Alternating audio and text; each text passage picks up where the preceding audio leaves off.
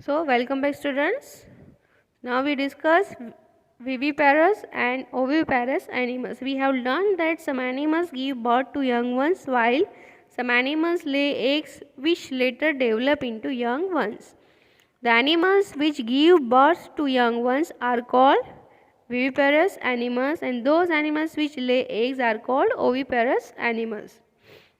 And the following activity will help you to understand better and differentiate between viviparous and oviparous animals. Try to observe eggs of the following organisms: frog, lizards, butterfly or moth, hen and cow or any other bird. Were you able to observe eggs of all of them? Make drawings of the eggs that you have observed. We know that cow does not give the egg, it gives the birth of baby cow. The eggs of a few animals are easy to observe because their mothers lay them outside their bodies.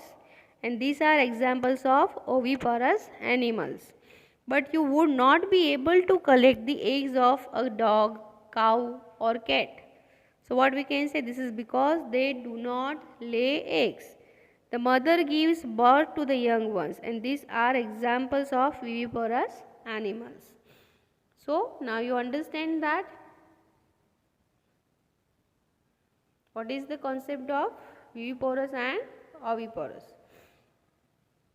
So with the help of this activity you can understand the concept of viviparous. So animals lay eggs which later develop into young ones. The animals which give birth to young ones are called viviparous and those animals which lay eggs, they are called oviparous animals. So this is all about viviparous and oviparous animals. So can you now give some more examples that you can bifurcate or differentiate now easily which animals are viviparous and which animals are oviparous. So this is all about the reproduction, male reproductive parts, female reproductive parts and how the fertilization takes place in animals that we already discussed. Okay, so now why we need to learn such kind of things? Okay, because you as a unique person, you should know about all your body parts and its uses, so that it is, sometimes it happens you don't know about yourself, you don't know about your body parts, what is the function of that particular body parts, what is the use of that particular body parts.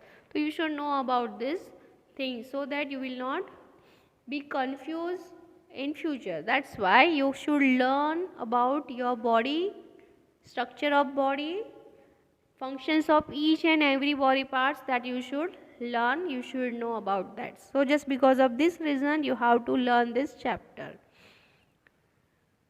Sometimes you have a curiosity how the baby born, so such kind of curiosity can be solved through this chapter. It is just a trial base that you can understand about such kind of curiosity, such kind of questions within you.